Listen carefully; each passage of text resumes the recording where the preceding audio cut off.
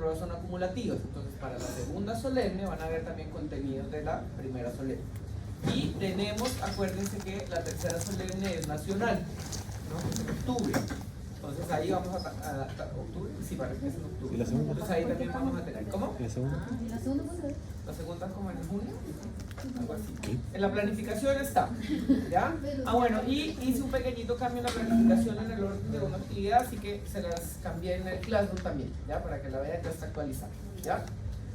Estamos en toda la unidad 2 todavía, clase 9, ¿ya? El próximo lunes tenemos control de los contenidos de esta clase. ¿Ya? Acuérdense que los controles siempre son de los contenidos de la clase anterior. Ya, y los controles son del tema. Bueno, entonces ya vimos en qué consistía el tratamiento periodontal, cuáles eran las bases para el tratamiento periodontal, ¿cierto? La importancia, etcétera, los procedimientos que se hacían. Y ahora vamos a ver qué es lo que pasa tanto en el tejido como en los microorganismos una vez se hace el tratamiento periodontal, ¿cierto? Todavía nos mantenemos en la segunda unidad, aplicar bases y fundamentos de la terapia periodontal no quirúrgica en el tratamiento de la enfermedad periodontal. ¿Ya? Pues vamos a ver qué es lo que pasa cuando estamos trabajando a nivel periodontal, ¿cierto? Ya hemos hablado mucho que el tratamiento periodontal en sí, su base es la eliminación del factor etiológico de la enfermedad, ¿cierto? Del factor que me va a desencadenar esos procesos inflamatorios e inmunológicos. ¿Qué es el biofilm? ¿Cierto? Acordémonos que hablamos de un biofilm complejo, no hablamos de solo un tipo de bacterias, porque son muchas las bacterias que van a estar ahí.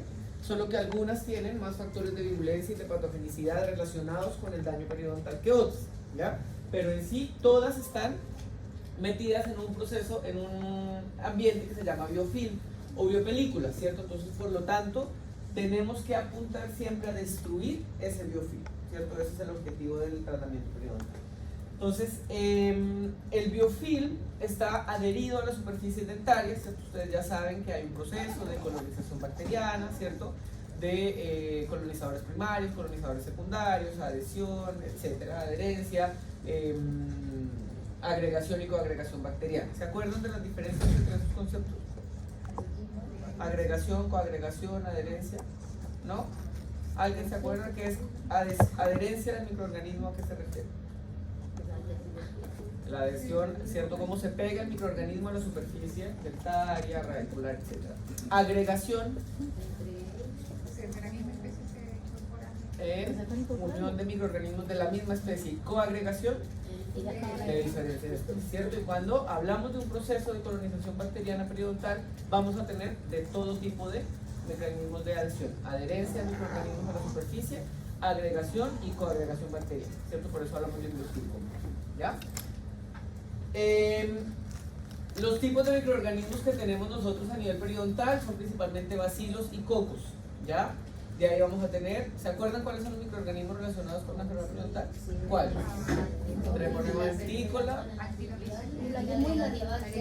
Porphyromonas gingivalis y el Agregatibacter actinomycetencoides. Esos son los tres principales. Pero acuérdense que hay un montón de microorganismos, ¿cierto? Fusobacterium nucleatum, Prebotena intermedia, y bueno, un montón. Acuérdense que tenemos una pirámide. Pueden haber, solo que hay en menor cantidad, ¿ya? Porque acuérdense que la gingivitis es una enfermedad que está más relacionada con un ambiente más aerobio, es que la periodontitis está relacionada con un ambiente más anaerobio, y ahí hay cambio de microorganismos. ¿Qué cosa? Treponema, Porphyromonas gingivalis, Treponema dentícola, Agregatibacter actinomycetencoides. Entonces, Agregatibacter actinomycetencoides. De ahí más adelante va a salir. Digan. Son bacterias, son Porphyromonas gingivalis puede estar también, pero son bacterias que están más relacionadas con ambientes aerobios, ¿ya? Entonces pueden haber streptococos, pueden haber treponemas, ¿ya? Son bacterias que pueden estar en la base de la pirámide incluso, ¿ya? Bueno, recordemos que nosotros el tratamiento periodontal lo iniciamos siempre por un tratamiento no quirúrgico, ¿ya? El tratamiento quirúrgico es un anexo que hacemos después y que ustedes van a conocer un poco más a profundidad cuando vean periodoncia en quinto año, y un poco lo vamos a ver acá, ¿ya? Y ese tratamiento periodontal no quirúrgico tiene como objetivo eliminar el biofilm de la superficie radicular, ¿ya?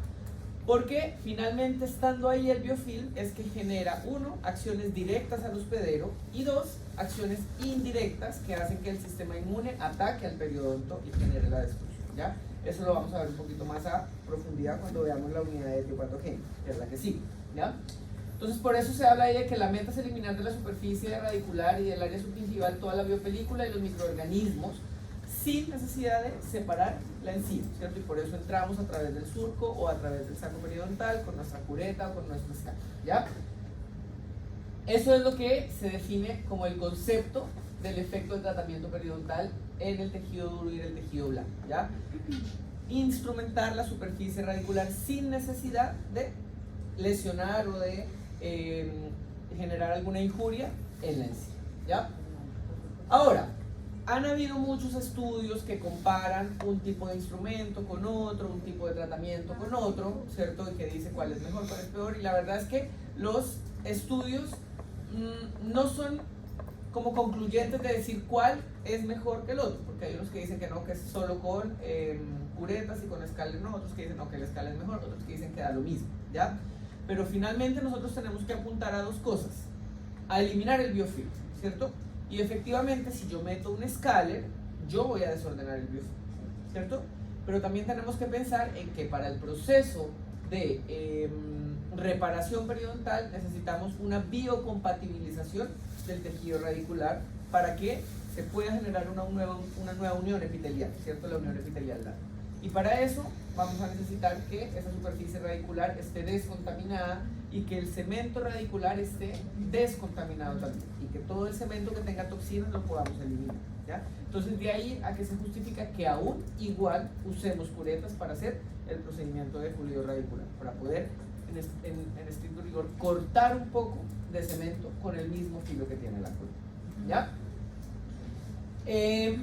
¿Cuáles son los parámetros que nosotros vamos a determinar para ver si hubo o no éxito en el tratamiento periodontal? Características inflamatorias, reducciones en la profundidad del sondaje, ganancias de nivel de inserción clínica, ¿cierto? Y cuáles son los factores que pueden discernir y diferenciar el tratamiento de que sea exitoso o no. La profundidad inicial del sondaje. ¿Qué será más fácil? ¿Eliminar o tratar un sitio profundo o uno menos profundo?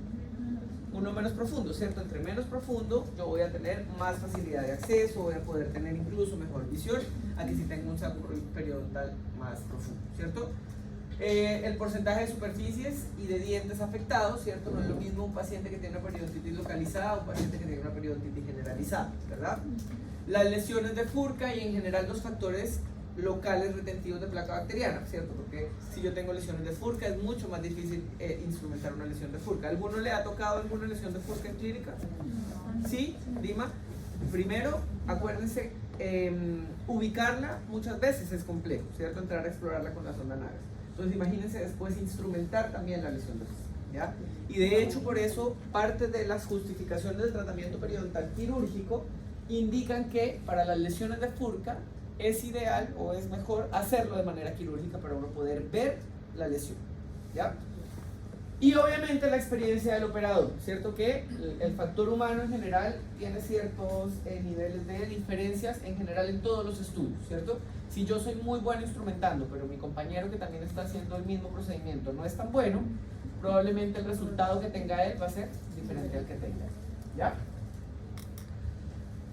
Entonces, ¿cuáles son las características que debe tener una superficie radicular a la hora de terminar un tratamiento periodontal? Muchos estudios hablan de que la superficie tiene que quedar lisa, ¿ya? Y por eso el tratamiento, el procedimiento ha ido teniendo diferentes cambios. En algún momento se llamaba raspado y alisado radicular, en otro momento se llamaba pulido radicular, ahora se llama debridamiento radicular, instrumentación subgingival, ¿ya?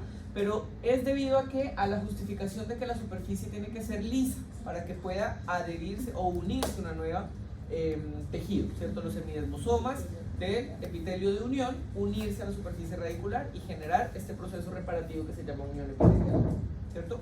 Entonces por eso dice ahí que como último paso para la preparación de la superficie radicular se recomendaba el alisado con algún algún instrumento manual, ¿cierto? Que es lo que hacemos igual nosotros. Nosotros le ponemos a Scale y después pasamos la prueba, ¿cierto?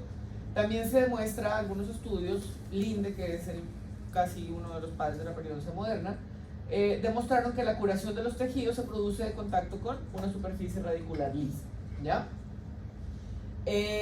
Y además que la colonización bacteriana también tiene mucha relación con las superficies rugosas, ¿verdad? ¿Por qué? Por lo mismo que hablamos de la adherencia del biofilm.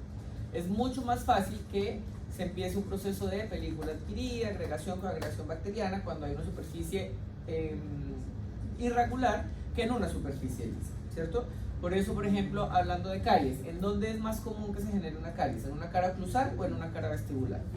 En una cara oclusal. ¿Por qué? Porque hay surcos, hay fosas, hay zonas irregulares y por lo tanto es más fácil la adherencia bacteriana que a una superficie lisa, ¿ya? Y por eso cuando nosotros vemos pacientes que tienen lesiones de caries en caras libres, son situaciones que nos llaman la atención y que empezamos a pensar en otros factores, hiposalivación, algunos medicamentos, enfermedades, porque es menos común que se genere una caries en una cara lisa a que se genere en una superficie irregular.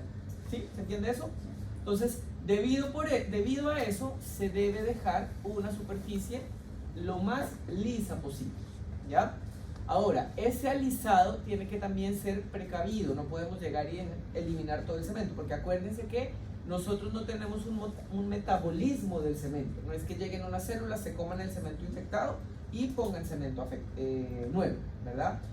El cemento se va posicionando a medida que el cuerpo se va necesitando, pero si nosotros raspamos y sacamos y sacamos y sacamos y sacamos cemento y dejamos raíces muy delgadas, el proceso de aposición de cemento es mucho más lento y el paciente va a quedar con hipersensibilidad, va a quedar con raíces delgaditas, muy delgaditas, vamos no solo a eliminar cemento, sino que ya vamos también a afectar dentina, ¿ya? Entonces por eso, si bien tenemos que dejar una superficie lo más lisa posible, tiene que ser una superficie o un tratamiento bien precavido, ¿ya? Y por eso vamos raspando, vamos irrigando y vamos examinando con la sonda cómo va el proceso de alisado radicular, ¿ok? Dígame. El tema de irrigar, o sea, ¿cómo se hace? Ya eso también lo vamos a hablar aquí, ya cuando lleguemos ahí lo vamos a hablar. Se raspa, no sabía. Yo tampoco. Yo no hice. Yo se lo raspé. Oye, ¿y sus profes de clínica no le dijeron? No. Después me dan esos nombres para... Ya va, pero es que va en la clase, sí, lo vamos a hablar. ¿Ya?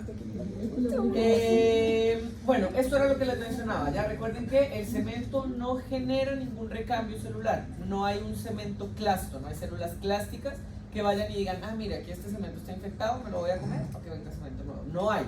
Entonces, por eso es que la enfermedad periodontal se mantiene. Ya el mismo cuerpo muchas veces no puede defenderse y, bueno, esto también va un poco en la unidad de etiopatogenia, pero finalmente cuando el diente se pierde porque el mismo cuerpo lo está expulsando, debido a que es un elemento infeccioso que podría generar algún daño mayor, ¿ya? ¿Y eso por qué pasa? Porque el biofilm se va a mantener ahí si no lo eliminamos nosotros de forma externa. Ya no hay nada que me vaya a eliminar el biofilm, ¿ya? Hay algunos microorganismos que pueden penetrar también los túbulos dentinarios, pueden penetrar los epitelios y por eso es importante hacer esa instrumentación de la mejor manera posible, ¿cierto? Y dejar esa superficie radicular, ¿ya? Dice ahí, se recomienda dejar la mayor parte de cemento radicular, pero eliminando al máximo la superficie del biofilm. Dígame. El objetivo de instrumentar entonces es sacar el tanta metodología pegado al cemento y no eliminar cemento. Exactamente, ¿ya? El cemento no se elimina. O eliminar la menor cantidad, la superficie que pudiera estar contaminada con toxinas bacterianas, ¿ya? Ese es el objetivo, desordenar biofilm, eliminar biofilm y mantener la mayor cantidad de cemento sano, ¿ya? Eso es el objetivo en general. Bueno, lo que le decía, si usted puede seguir raspando y seguir sacando y sacando y sacando y sacando cemento y puede llegar a la dentina y puede incluso raspar dentina, ¿ya? Pero no es el objetivo porque necesitamos un cemento, que acuérdense que el cemento cubre la dentina, protege la dentina y además sirve de inserción para el ligamento periodontal, ¿ya? Entonces por eso dice ahí, se recomienda dejar la mayor parte de cemento radicular, pero eliminando y desorganizando lo máximo posible la biopelícula bacteriana adherida a la superficie del mismo cemento radicular, ¿ya? El secreto en sí en general está en eliminar el biofilm, ¿sí? En desordenar ese biofilm, ¿ya?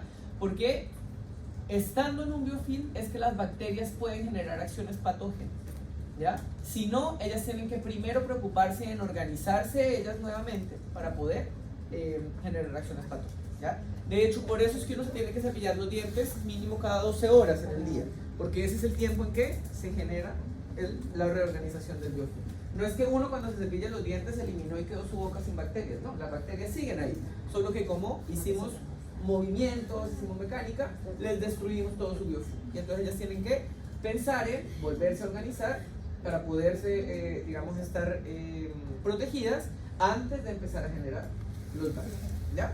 Entonces, por eso es la importancia de que haya desorden. Y por eso es que, como hablamos la vez pasada, que yo use pasta dental, que yo use enjuague, no es lo más relevante. Lo más relevante es que yo logre hacer una técnica que me desordene el biofilm, ¿ya? Yo perfectamente puedo cepillarme con agua y nada más, y voy a estar bien. Solo que van a haber otros factores, como que va a haber menos flúor, las pastas dentales igual tienen efectos antimicrobianos, ¿ya? Y eso también lo vamos a ver. Yo puedo apoyarme con un efecto antimicrobiano, pero ¿para qué? O con un elemento antimicrobiano, pero para que haya un buen efecto antimicrobiano, tengo que dejar susceptibles a esas bacterias para que el antimicrobiano las ataque. ¿Y cómo las dejo susceptibles? Desordenándoles ese ambiente de biofilm en el que, ¿ya? Dejándolas vulnerables. Entonces, ¿cuáles son los efectos que tiene hacer todo este procedimiento de desordenar el biofilm, eliminar la placa bacteriana, los factores locales en los tejidos? Lo primero, cambios en la inflamación gingival. Eso me estaba preguntando ahora su compañera. ¿Al cuánto tiempo se ve que hay un cambio en la inflamación? En 5 días a la semana ya usted ve que la inflamación bajó, ¿ya? ¿Por qué? Porque le estamos eliminando el factor que me está generando la inflamación, que es el cálculo, la placa bacteriana, etc. Entonces, lo primero, el primer cambio que nosotros vamos a notar es que la inflamación baja, ¿ya? De hecho, usted con el primer desartraje supragingival, su paciente viene a la semana y su paciente ya ha notado cambios de que la encía sangra menos, de que la encía está más rosada, porque usted ya le está quitando el factor que le genera el proceso inflamatorio, ¿ya? Obviamente, los cambios de la inflamación se van a notar también en el porcentaje de sangrado. Si yo hago desartraje supragingival hoy en un paciente que tiene periodontitis y me da 80% de sangrado, le hago el desartraje supragingival nada más, le enseño a cepillarse los dientes y vuelvo y le hago otro periodontograma en una semana, el porcentaje de sangrado ahí va a bajar inmediatamente, ¿ya? Y luego vienen los cambios a nivel clínico como tal que me determinan que he logrado hacer un cambio en el ecosistema oral, ¿ya? Cambios en la profundidad del sondaje. Eso se va a ver, obviamente, debido a que, ¿cómo se llama por el medio como repara el periodonto? Por una reparación tisular, ¿gracias a quién? Al epitelio de unión largo, ¿cierto? Entonces, si antes me medía 5, puede que ahora me mida 4 o me mida 3, gracias a ese epitelio de unión largo, ¿verdad? Lo mismo, ganancia en el nivel de inserción clínica. ¿Por qué? Porque como ahora hay un epitelio de unión largo, pues va a estar más cerca del LAC ese nuevo epitelio de unión, ¿cierto? Entonces, si antes tenía un NIC de 8, ahora puedo tener un NIC de 4, ¿cierto? Pero también es posible que yo tenga algún tipo de retracción de la encía, ¿ya? En ese caso no se llama recesión en sí, se llama una retracción. ¿Por qué? Porque la encía se retrae gracias al proceso de desinflamación del tejido, ¿ya? Y eso puede que no sea un efecto tan deseado o un efecto tan positivo, ¿cierto? Porque, por ejemplo, vuelvo al caso de su compañera, el paciente tiene carillas y el paciente se hizo las carillas tienen un margen, ¿cierto? Tienen un borde de unión con su superficie dentaria que cuando estaba sano y se tallaron las carillas, quedó bien. Pero si el paciente tuvo una enfermedad, etcétera, luego se trató la enfermedad periodontal, la encía va a descender, se van a retraer esas encías y es probable que estéticamente ahora se note la interfaz entre la carilla y el diente, ¿ya? Entonces, eso es importante que ustedes lo hablen con su paciente antes de hacer el tratamiento periodontal, que quede consignado en el consentimiento informado que el paciente sabe que después de que usted le va a hacer su procedimiento de pulido radicular, desartraje, lo que sea, pueden haber cambios en el tejido, en la posición de la encía y que se pueden generar retracciones a nivel de la encía, ¿ya? Y obviamente cambios en la estructura base alveolar porque empieza a haber un proceso de cicatrización, ¿ya? Si bien el hueso no va a crecer, no va a llegar al sitio donde tenía que llegar, ¿cierto? Sí va a haber en la cresta alveolar, en donde está, un proceso de cicatrización ahí, ¿ya? Y va a haber nuevamente posición ósea ahí. No en sentido vertical, pero sí en el sentido de que la cresta se va a ver, si ustedes hacen un control a los 6 meses radiográfico, van a ver más radiopacidad en esa cresta alveolar, ¿ya? Eso también, ¿ya? Esto se da tanto en sitios molares como en sitios no molares, es decir, en todos los dientes vamos a tener los mismos efectos a nivel del tejido, ¿ya? En todos los dientes vamos a tener una reparación pulmonar epitelial larga, en todos los dientes vamos a tener una disminución en el proceso inflamatorio una vez eliminamos el biofilm, ¿ya? ¿Ok? Pero obviamente esto tiene que ser tanto de la eliminación del biofilm supragingival como del biofilm subgingival, ¿ya? Porque si bien los signos inflamatorios, disminuyen, si yo sigo con cálculo subgingival, la encía todavía va a tener factores que la hacen inflamar. Menos, pero va a estar todavía menos inflamada, ¿ya? Entonces, ahora, ¿qué factores me pueden también, ya hablamos de la experiencia del operador, ¿cierto? De la profundidad del surco, etcétera? ¿Qué otros factores pueden generarme cambios en los resultados del tratamiento, ¿cierto? Entonces, lo primero es la profundidad inicial del sondaje, eso ya lo hemos hablado desde el principio. Es mucho más complejo, mucho más difícil que yo trate sitios que son muy profundos, que miden 8, a sitios que miden 4, ¿ya? De hecho, por eso las recomendaciones del Ministerio de Salud indican que las periodontitis estadio 3 y 4 son competencia del especialista.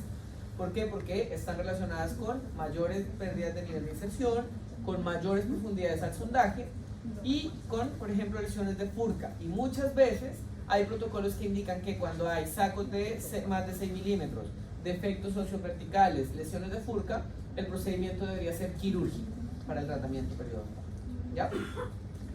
La anatomía radicular, ¿cierto? Obviamente, si yo tengo una raíz única, recta, es mucho más fácil instrumentar a que si tengo una raíz que tiene alguna convexidad, que tiene alguna curvatura o que es un diente multiradicular, ¿cierto? Me imagino, ya todos han logrado hacer tratamientos periodontales, instrumentación subgingival, ¿sí?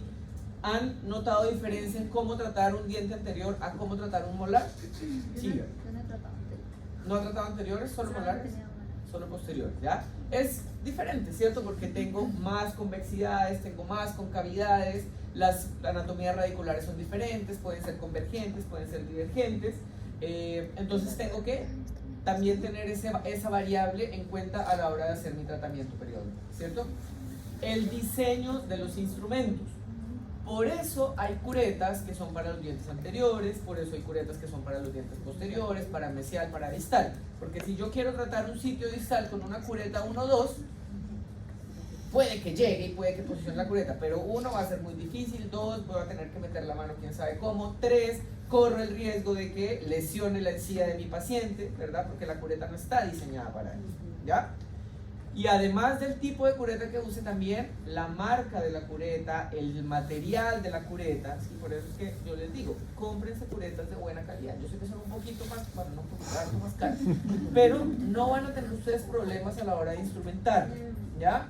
Hay unas curetas que creo que decían Germany, no sé qué, por ahí alguien se las vi, que vienen hechas al revés, se los juro, al revés. La cureta 11-12 no me sirve para mesial, la tengo que usar en distal, porque está hecha al revés. ¿Ya? No, una que dice German. Que tiene un diente al lado, la la chapa. que estaba implementando con la que recomiendan ustedes. ¿La que fríe? Sí, en ¿Ya? las anteriores. Ok. Y después en posteriores empecé con la American Eagle. Y me sentí que me costó demasiado con esa. Me costó mucho, sentí que son mejores las... Sí, totalmente. No, Ya. de hecho. Totalmente. Ya, pero ahora las American Eagle no son tan malas. No, es que ¿Ya? No son tan malas, solo que las Hugh por ejemplo, tienen terminaciones más finas, la punta de la cureta es más fina, las No, y el American agarre Eagle son siento como que más es gruesas. siento eso, siento que ¿Ya? es mucho. Ujú. Pero dentro de lo más barato, American Eagle y PDT no son tan malas. ¿Ya? De ahí para abajo sí. No se De puede. verdad. ¿Ya? Bueno, y habilidad y experiencia del operador, que ya lo habíamos conversado, ¿cierto? Obviamente, si yo me siento a hacer el pulido radicular a un paciente, puede que el resultado sea diferente a que si lo hace alguien que lo hace por primera vez, ¿ya? ¿Cómo se expresan los cambios? Reducción en la inflamación gingival, reducción en la profundidad del sondaje y ganancia del nivel de inserción clínica, ¿ya? Finalmente eso es lo que yo busco una vez hago un tratamiento periodontal, que reduzca la inflamación, que reduzca la profundidad del sondaje y que gane inserción, ¿ya? Pero recuerden que también yo puedo perder inserción si no indico un procedimiento bien, porque acuérdense que en los sitios que no tienen saco periodontal, si yo hago un pulido radicular, voy a generar pérdida de nivel de inserción, ¿verdad?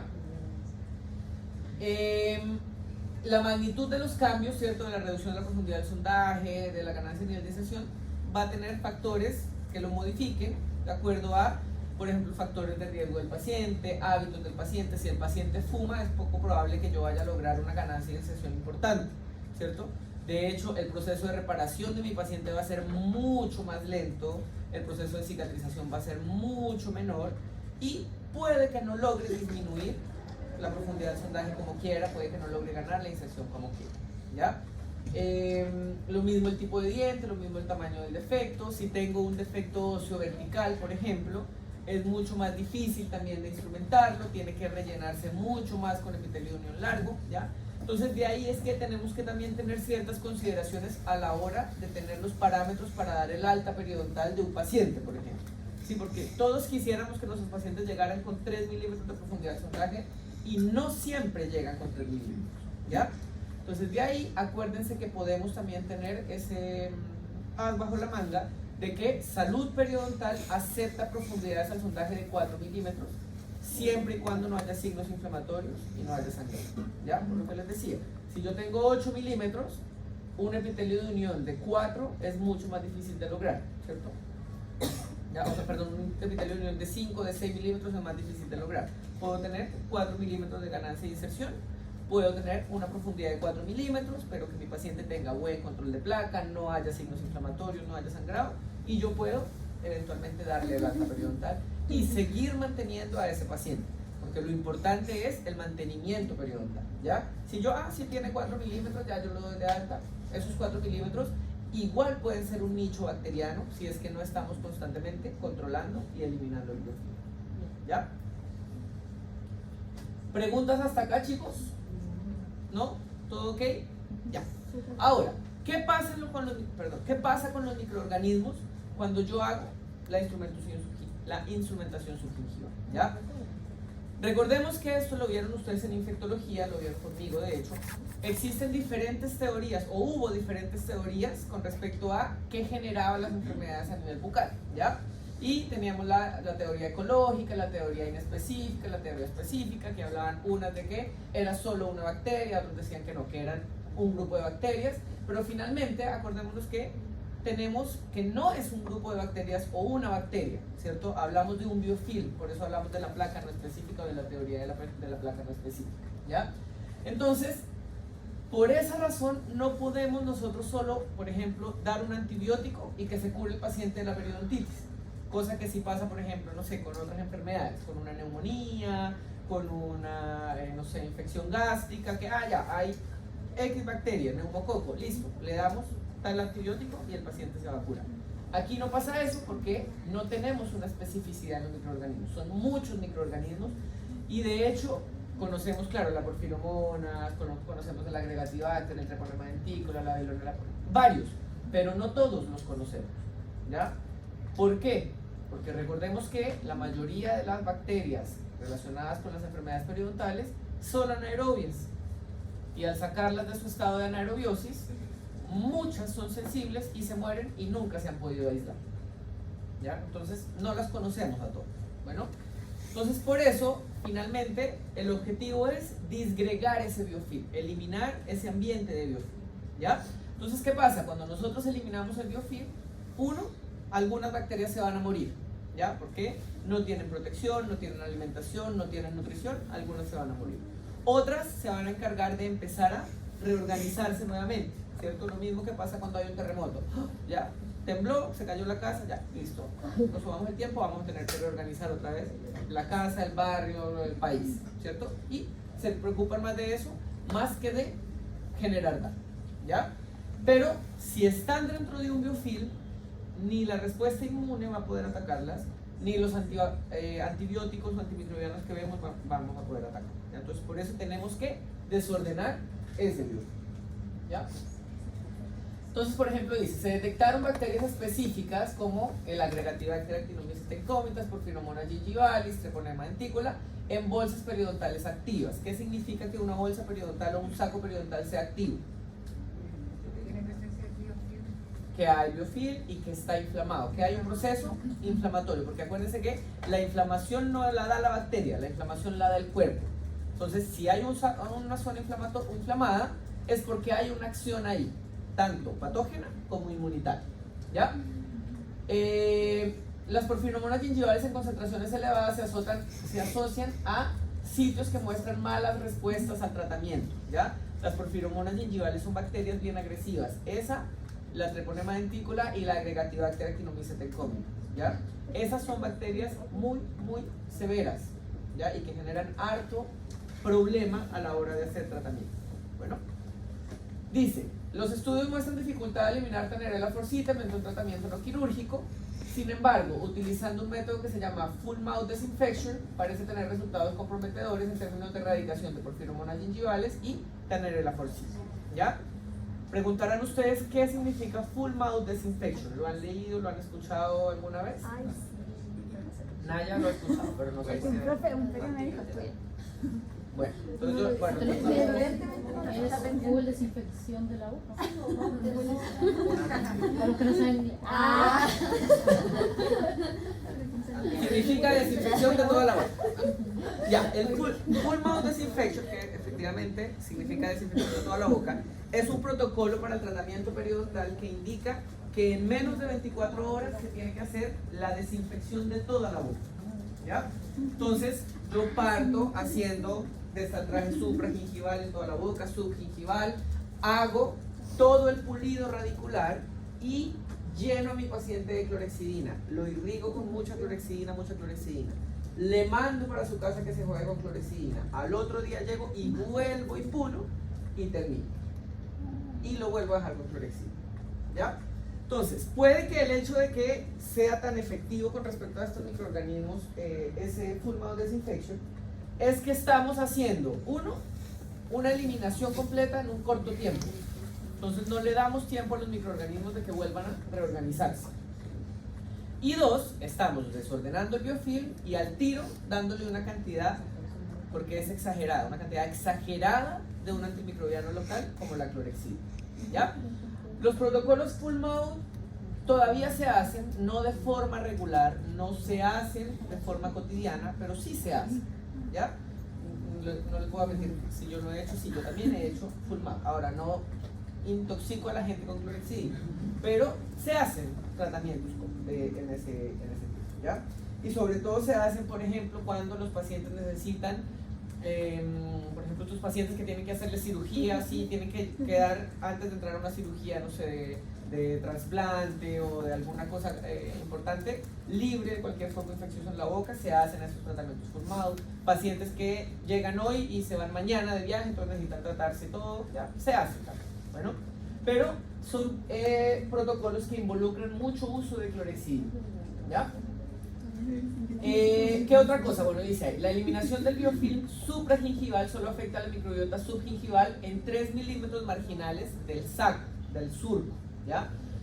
Por eso tenemos que hacer instrumentaciones tanto supra como subgingivales, porque si yo solo elimino el cálculo supragingival, acuérdense que estoy eliminando la base de la pirámide, pero ya tengo una microflora establecida de la punta de la pirámide abajo y la tengo que también eliminar, ¿ya? Dice, la profundidad de la bolsa puede determinar el efecto del control de la placa supragingival sobre las bacterias subgingivales, ¿cierto? Entonces depende de qué tan profundo va a ser más fácil o menos fácil que yo haga la eliminación de todo ese virus, ¿cierto? Dice, el raspado y alisado subgingival induce una reducción clínica de la profundidad de la bolsa periodontal, disminución de los sitios con sangrado, ganancia a nivel de inserción clínica y, ojo que eso es lo más importante del efecto que yo tengo que lograr a nivel microbiológico, cambiar una microflora que tiene un prospecto más anaerobio en una microflora aerobia, ¿ya? Ese es el objetivo, acuérdense, salud se relaciona más con aerobiosis, con oxígeno. Entonces, dentro de todo el cambio que yo hago, lo más importante es que yo logre restablecer una cantidad de flora aerobia. ¿Qué está relacionado con flora? Benéfica, ¿sí? Acuérdense que nosotros no vamos a tener la boca libre de bacterias, siempre vamos a tener bacterias en la boca. Pero lo importante es que haya un equilibrio en esas bacterias y que la mayoría sean floras aerobias, ¿ya? Estreptococos, estafilococos, ay, se me olvidó. ¿Cómo es que se llaman los que son probióticos? Sí, bacilos y algunos bacilos gram positivos aerobios, ¿ya? Eso es lo importante que podamos lograr a nivel microbiológico. ¿Ok? Ahora, ¿qué pasa con los antimicrobianos en el tratamiento periodontal? Dice, el desbridamiento mecánico convencional a veces no suele erradicar todas las bacterias periodontopatógenas del ecosistema. ¿Por qué? Porque hay algunos microorganismos que tienen la capacidad de penetrar túbulos dentinarios, penetrar epitelio, penetrar tejido conectivo, y yo no voy a poder sacarlos de allá, ¿cierto? Porque voy a tener que entonces meterme y sacar el conectivo, meterme y sacar toda la dentina. Entonces, frente a eso, se apoya el tratamiento mecánico con algunos antimicrobianos, ¿ya? Que esos antimicrobianos pueden ser sistémicos o pueden ser locales, ¿ya? Pero ¿qué es importante? Que si yo voy a dar un antimicrobiano, ya sea sistémico o ya sea local, yo previamente haya desordenado el biofilm, ¿ya? Y desestabilizado el biofilm, ¿ya? ¿Cuáles son las bacterias que principalmente tienen esa capacidad de invadir los tejidos? La Porphyromonas gingivalis y el Agregatibacter actinomycetencoides, ¿ya? Esas dos bacterias tienen una capacidad, y de hecho, dentro de sus factores de virulencia se describe la invasión a tejidos del hospedero, ¿ya? Entonces, ¿qué pasa con irrigar con la clorexidina? ¿Ya? Primero, todo procedimiento de eliminación de biofilm debe llevar una irrigación. Todo procedimiento, ¿ya? Acuérdense cuando hablamos del destartraje con el Scaler, que iba con irrigación. Y yo les dije cuáles eran las funciones, ustedes me respondieron algunas, yo les complementé otras. Pero ¿se acuerdan las funciones de la irrigación del Scaler? Cuando uno hace destartraje. Bueno, hacer cavitación para matar bacterias, barrido y... ¿Cómo? Y refrigeración, ¿cierto? Esas son las funciones del Scaler, ¿ya? Pero lleva irrigación porque tiene que barrer. Cuando ustedes eliminan una caries tienen que barrer. Siempre se tiene que irrigar cuando haya algún tipo de eliminación del biofilm. ¿Por qué? Porque tenemos que sacarlo del lugar, ¿ya? Entonces, lo mismo tiene que pasar cuando se hace instrumentación subgingival. Si usted no irriga, igual van a quedar las bacterias ahí, ¿cierto? Puede que se mueran porque están fuera del biofilm y todo, pero están ahí, metidas dentro del ¿Puede ser una causa de que por eso no hay inflamación?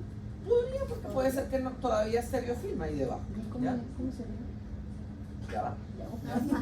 ¿Cómo se hace la irrigación? La irrigación se hace con una jeringa de inyección normal, no necesariamente una de las de endodoncia, una monojet, no tiene que ser una monojet, puede ser con una monojet, sí, pero puede ser con una jeringa normal.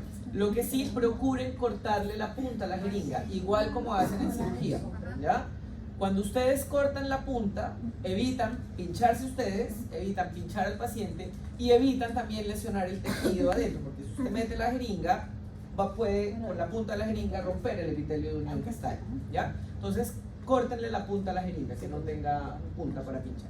Y simplemente ustedes van instrumentando, meten la punta de la jeringa, de la aguja, y irrigan a presión. Para que salga. Y eso hace, la presión va a hacer que salga el biofilm, ¿ya?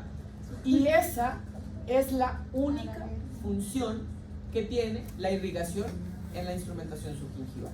¿Esa jeringa la entregan dentro del presupuesto de destartraje? No, de pulido radicular. Yo, de pulido. Ah, ya, mi pero paciente la pagó y no me pasaron. Ya, pídala, tiene que ser. Ahora Sí, sí, pero por eso uno pero no ahora sabe. sí, pues yo no sabía. Sí, Bueno, ya ahora lo saben. Ahora sí. El pulido radicular va con una irrigación, ¿ya? Algunos docentes les van a decir que irriguen igual con el Scaler, también sirve, ¿ya? Porque si usted mete el Scaler, el agua del Scaler también va a entrar dentro del surco y va a generar barriga, ¿ya? Pero pueden irrigar con la jeringa, pueden irrigar con el Scaler. Diga. ¿Cuánto más o menos se ocupa de medicina para eso? Por ejemplo, ¿Cuánto? No, ¿cuánto? Ahí voy. ¿Por qué? Porque el efecto de esa irrigación solamente tiene un efecto estrictamente mecánico, no tiene ningún efecto antimicrobiano.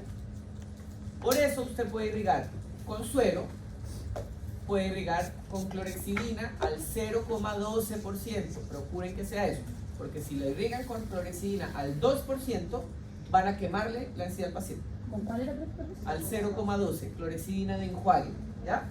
Entonces, clorexidina al 0,12% o al 0,05 también, o con suero fisiológico también pueden irrigar, ¿ya? Con hipoclorito nunca se les ocurra, ¿sí? ¿No? ¿Ya? ¿Cuánto tiempo tiene que irrigar? No tiene relevancia, ya lo importante es que usted irrigue y haya salida del biofilm que usted está desprendiendo de la superficie radicular. ¿Cuánta clorexidina va a usar? No tiene relevancia porque la clorexidina no tiene un efecto antimicrobiano ahí en ese surco. ¿Por qué? Porque para que haya un efecto antimicrobiano tiene que estar tiempo ahí. Y la clorexidina, como entra, sale por la misma presión que genera, ¿ya? En algún tiempo hubo unos estudios y hubo un producto que se llamaba el PerioChip. El PerioChip era una tabletita chiquitita que liberaba clorexidina dentro del surco gingival. Entonces uno instrumentaba, terminaba, metía dentro del surco esa tabletita y se suponía que iba liberando clorexidina de a poco. Pero después los estudios indicaron que no había diferencia entre el que le ponían el PerioChip y el que no le ponían PerioChip. Así que generalmente no se usa el PerioChip, ¿ya? Entonces por eso está ahí, dice, el efecto solo cuando son de uso constante, no tiene un efecto añadido al raspado del pulido radicular. Aunque la diferencia no es significativa, el uso de un antibiótico ha demostrado ser útil en pacientes que no responden a la terapia quirúrgica a la terapia no quirúrgica convencional, ¿ya? El efecto de lavado puede ser más importante que la misma acción de los antimicrobianos. ¿Por qué? Porque me está sacando el biofilm. Eso es lo que hace la clorexidina o el suero, sacar el biofilm que yo desprendí, barrer, ¿ya? Sí. Y dice, la mayoría de los pacientes que tienen periodontitis pueden ser tratados con éxito bajo una terapia convencional sin el uso de antibióticos. El 80% de las periodontitis que uno trata, las trata solo de forma mecánica, ¿ya? Con tratamiento no quirúrgico. Instrucciones de higiene oral, motivación al paciente, destartraje supragingival, profilaxis y pulido coronario, destartraje subgingival y pulido radicular. Y con eso, el 80% de las veces uno cura a su paciente o estabiliza a su paciente de su infección periódica, ¿ya? En algunos casos no se puede y hay que complementarlo con un tratamiento antimicrobiano, ¿ya? Entonces, por eso, como conclusión, 1. La biopelícula protege a las bacterias de los antibióticos y de las mismas reacciones del sistema inmune del hospedero. Por eso, si no sacamos a las bacterias de su ambiente de biofilm, para dejarlas en un estado planctónico, no vamos a lograr estabilizar a nuestro paciente o sanar, ¿ya? Como hay un complejo ecosistema, puede ser necesario algunos antimicrobianos en combinación con el pulido radicular para eliminar la flora patógena. ¿Por qué? Porque ya vimos que hay bacterias que pueden penetrar los tejidos. ¿Cuáles? La Porphyromonas gingivalis y el Agregatibacter actinomycetencoccus. ¿Ya? Tienen que aprenderse ese nombre. Es una flashcard. Como de Harry Potter. Sí.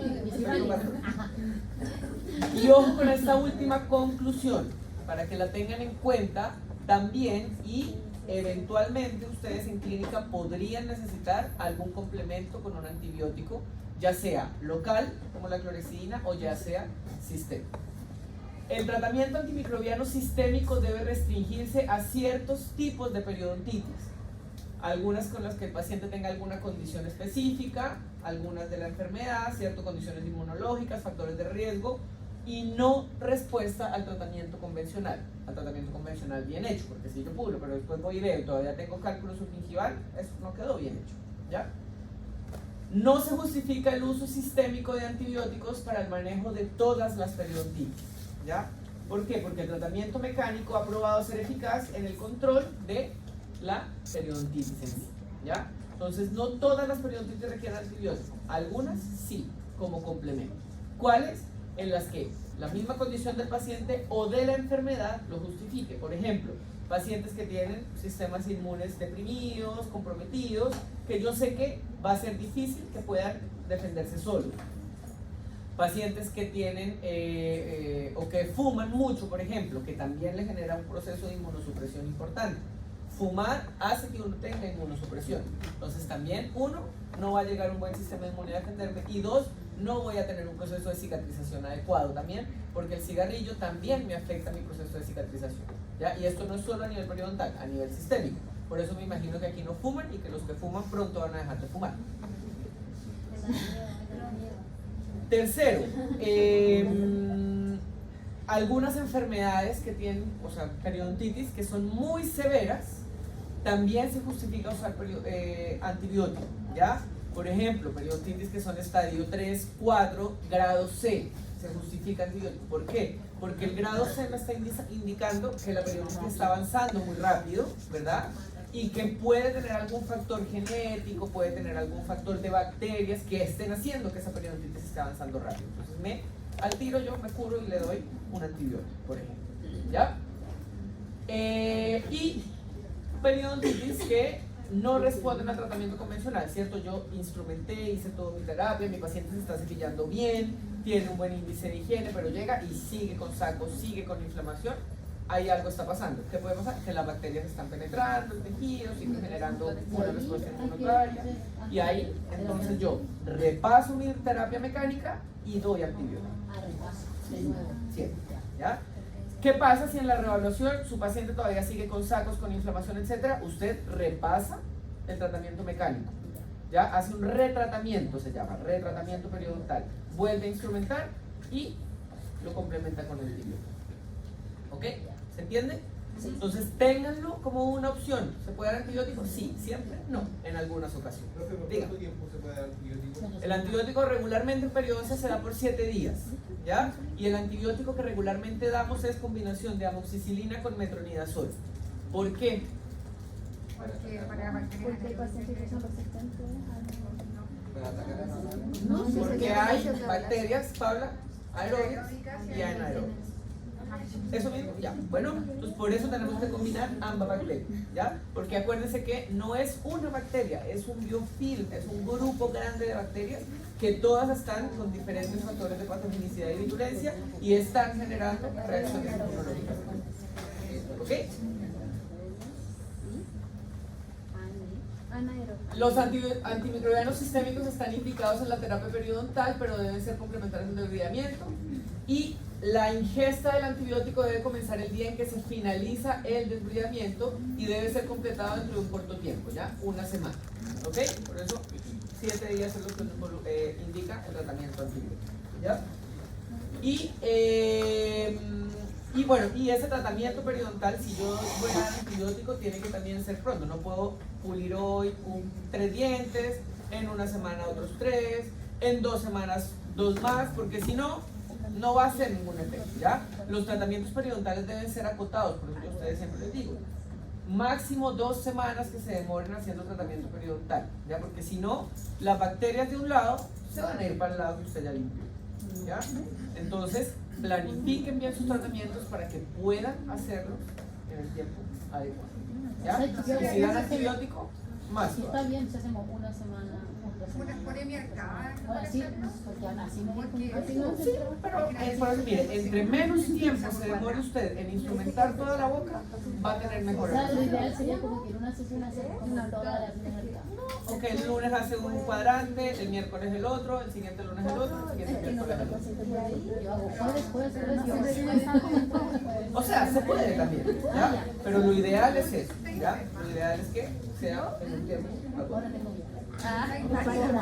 Eso, chicos, es lo que teníamos para la clase de hoy. Pero creo- Dígame. Sí. con mi paciente que no quiere la inflamación. Si yo tenía que no le avanzaba la inflamación, entonces voy a tener que instrumentar y ya voy a empezar a ayudar. Sí, sea, tenemos que irrigar. Chicos, tienen que irrigar, irriguen con suero o con penicilina, pero irriguen, ¿ya? Si no irrigan, puede quedarse el biofilm ahí adentro, ¿ya?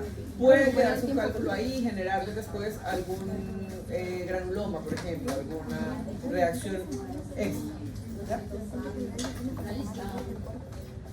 ¿Alguna pregunta, chicos? ¿Comentarios? ¿Duda?